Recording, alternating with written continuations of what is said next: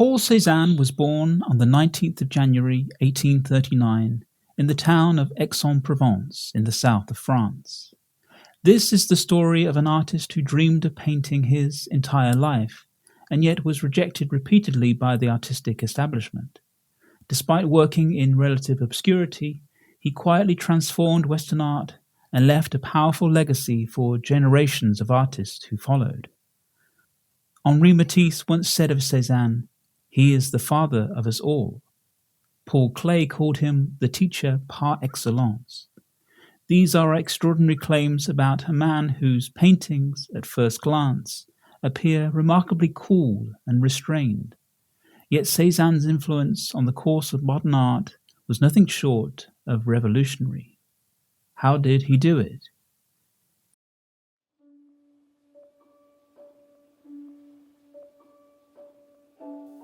In 1839, Aix-en-Provence was a rustic, provincial town, far removed from the pace and fashion of Paris.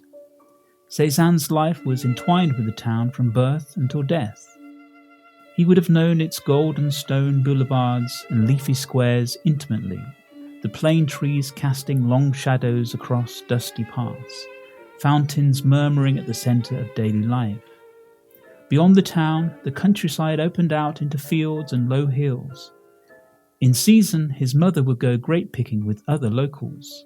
Olive groves spread across the region in grey-green waves, running down through the valleys and slopes, stretching almost without break towards the distant blue line of the Mediterranean coast.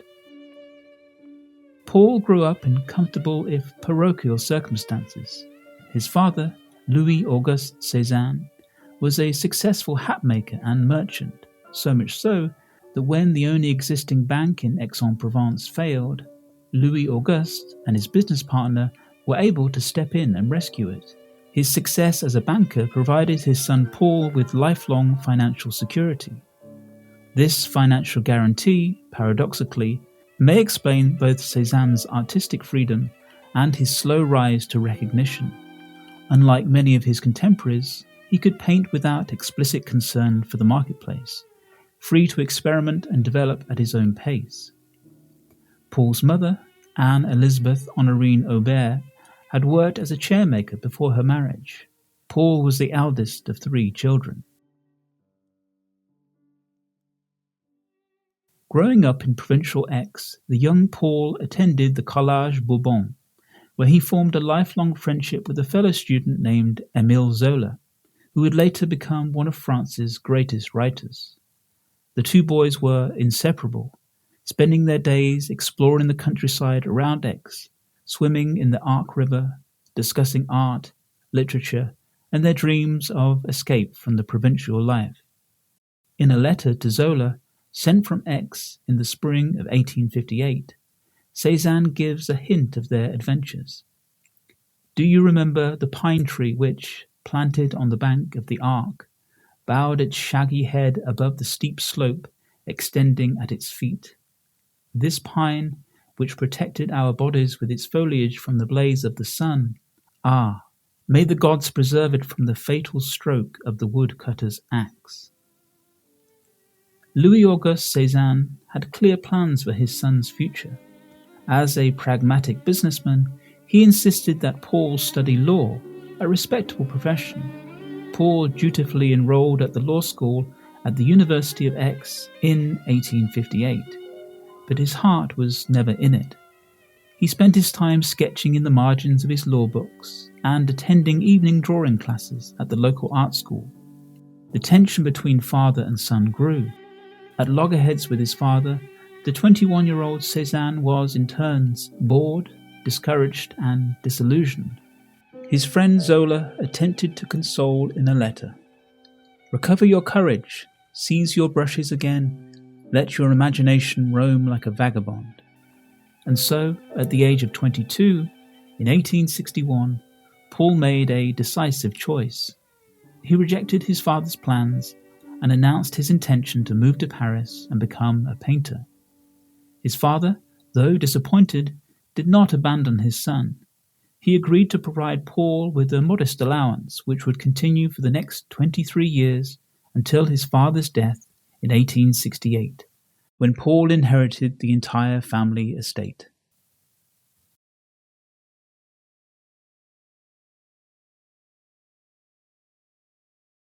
In 1861, Cézanne arrived in Paris, joining his friend Zola, who had moved there the previous year. Paris in the 1860s was the undisputed centre of the art world, and the young Cézanne was eager to immerse himself in it. He applied to the prestigious École des Beaux-Arts, but was rejected. Undeterred, he enrolled at the Académie Suisse, a less formal institution where artists could work from live models without the rigid instruction of the official schools. It was here that he met Camille Pissarro, the Impressionist artist 10 years his senior, who had become a crucial influence and a friend. Cézanne's 20s were a period of intense study and experimentation. His days were filled with lessons at the Swiss, interspersed with time spent with Zola. In November 1863, he applied to the Louvre Museum for permission to copy paintings, and began making sketches of old masters by the likes of Peter Paul Rubens. He was particularly drawn to the dramatic compositions of other Baroque masters, like Ribera and Zurbarán, whose vivid use of light and dark began to enter Cézanne's art of this time. He was also influenced by more recent artists like Gustave Courbet and his bold use of the palette knife. Most of all, perhaps, it was the Romantic artist Eugène Delacroix and his sumptuous dramas, such as The Death of Sardanapalus, that most moved the young Cézanne. Much of these early works, though largely forgotten now, reveal a young man possessed of strong feelings and a rich, highly cultured imagination that clearly relished the cauldron of history, myth, and literature. But recognition eluded him. Year after year, Cézanne submitted his work to the official Paris Salon, the gatekeeper of artistic success in France, and year after year he was rejected. The conservative jury found his work crude, unfinished, and offensive to academic tastes. Cézanne later described these rejections with characteristic understatement.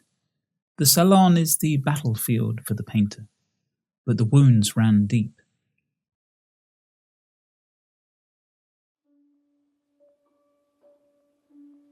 In 1869, Cézanne met Hortense Fiquet, a 19-year-old artist model.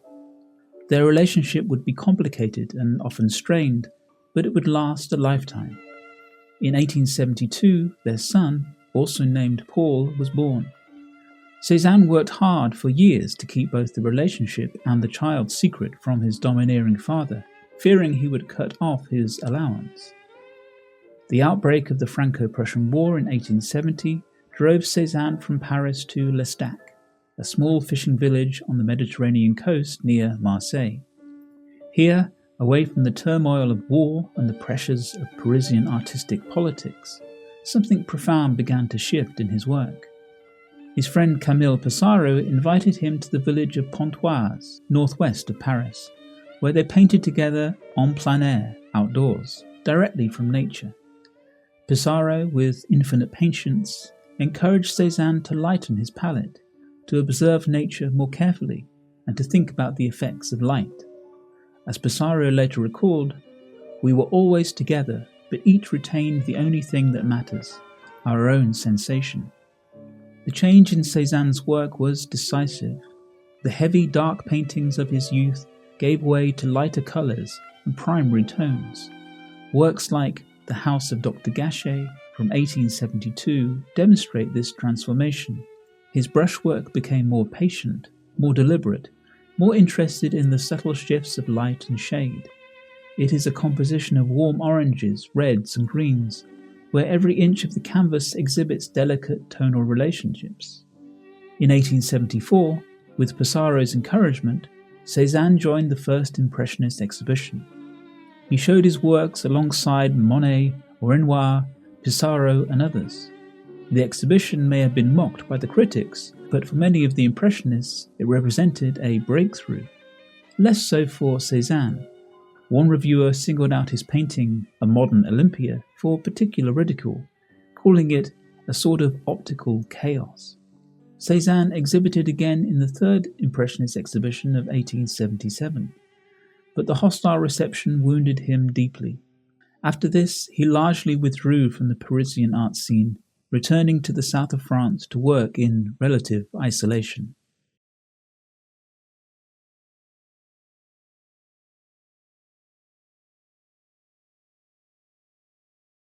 From the 1880s onward, Cézanne's sense of personal frustration grew as his peers found success. Zola was becoming a renowned novelist. Monet and Renoir were enjoying lucrative sales. Cézanne, meanwhile, divided his time between Paris and Aix, increasingly withdrawing from society to focus on capturing the landscapes of Provence and on his meticulously arranged still-life compositions. And yet, despite a lack of critical acceptance, a quiet breakthrough was taking place in his art. He began to emphasize the integrity of his subjects, building a sense of mass and volume with firm blocks of paint instead of using the flickering brush marks typical of Impressionism. Whether he was painting a mountain, an apple, or a portrait, the brushstrokes worked like small architectural bricks, constructing his subjects and emphasizing their sensory presence rather than as objects of knowledge. This more meticulous approach to painting came as a result of his own direct observations of nature, as he would later write to his friend, the painter Émile Bernard. "I progress very slowly, for nature reveals herself to me in very complex ways, and the progress needed is endless. One must look at the model and feel very exactly, and also express oneself distinctly and with force." In 1886, several significant events occurred. Urged by his family, he finally married Hortense, legitimizing their son. 6 months later, however, his father died, leaving Cézanne financially independent at last. No less devastating, his lifelong friendship with Émile Zola came to a bitter end when Zola published L'Œuvre, the masterpiece, a novel about a failed suicidal painter that many consider was based on Cézanne himself. The two never spoke again, and it's thought that Cézanne felt the betrayal keenly. During this time, still life painting became an especially fertile source of experimentation. According to eyewitnesses, when preparing a still life, Cézanne would spend hours, even days, arranging his objects. He would deliberately fold tablecloths into precise forms, choose fruit for their tonal contrasts, and use coins to wedge under them, tilting and raising them into exact positions. Every element was carefully considered to create what he called a harmony parallel to nature. The resulting works, like The Large Pear, from about 1895, reveal something extraordinary. Look closely and you'll notice that the perspective is impossible. The table seems to tilt, the plate doesn't sit flat. The painting forms its own logic, a logic that seems to emerge before our eyes. Cézanne was not interested in photographic realism. He was searching for something else, a way to represent the totality of his perceptual experience, to capture not just what he saw from a fixed position, but what he understood about the objects through extended observation, as a composite of different hues, tones, and shapes.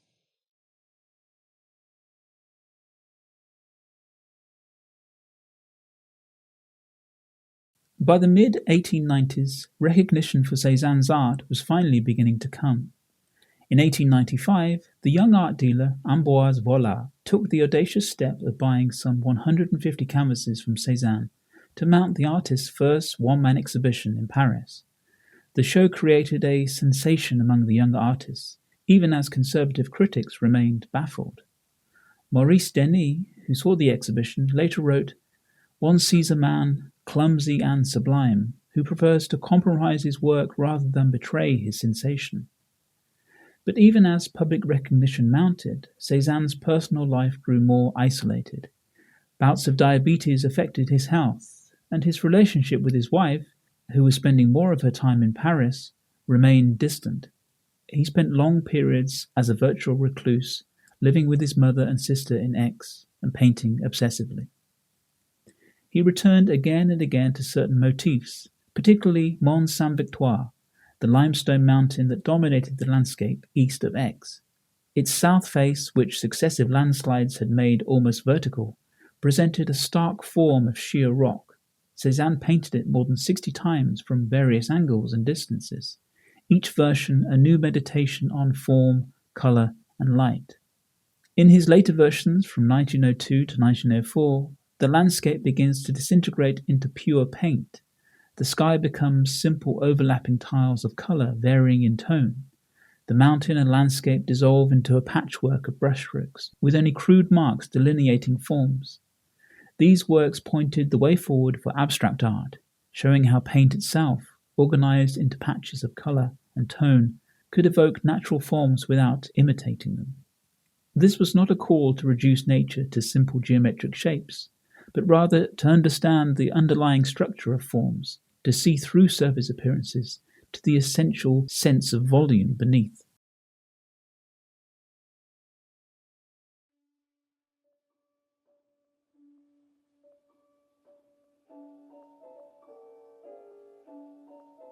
In November 1901, when Cézanne was 63 years old, he bought a small country property for 2,000 francs, just a 10-minute walk from the old town of Aix.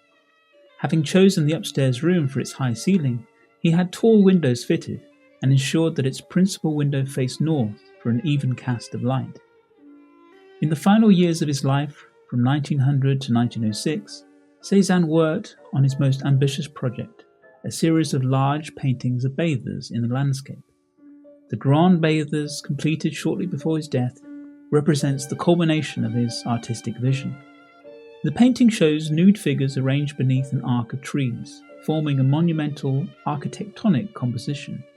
The bodies are simplified, almost geometric, integrated into the landscape through what Cézanne called light vibrations, the subtle modulations of colour that create both form and space. On October the 15th, 1906, Cézanne was caught in a thunderstorm while painting outdoors. He collapsed and was brought home by a passing laundry cart. He developed pneumonia and died a week later, on October the 22nd, at the age of 67. His last recorded words were in a letter to his paint supplier, written the day before he died, ordering more materials. To the end, Cézanne was painting, searching, yet never satisfied. He remained awkward in company and was sometimes resentful of the attention his success was bringing him. And yet, the admiration lauded on him by younger artists was also a cause for long-awaited satisfaction. Within months of Cézanne's death, his influence had begun to reshape modern art. In 1907, a major retrospective of his work was held in Paris. The young Pablo Picasso, then 26 years old, and Georges Braque studied Cézanne's paintings intensely, particularly his use of faceted planes and multiple perspectives. Between 1908 and 1910, Picasso and Braque developed these ideas into Cubism, one of the most revolutionary art movements of the 20th century. But Cézanne's influence extended far beyond. Henri Matisse and the Fauves learned from his expressive use of colour. Abstract painters saw his work as permission to move beyond representation entirely. Others still admired his retreat from society into a purer form of artistic evolution. Cézanne's career was full of contradictions. He loved both classical order and romantic passion. His works rarely achieved the perfection he sought. In that ceaseless search for visual tension and harmony between spatial relationships, he opened the door to modernism. From Cézanne onwards, artists would freely emphasize the intrinsic unity between a depicted scene and the painted surface of the canvas. Form and content would no longer be separate entities. In a letter written late in life, Cézanne reflected, "The day is coming when a single carrot, freshly observed, will set off a revolution. That day had arrived, and the revolution continues still."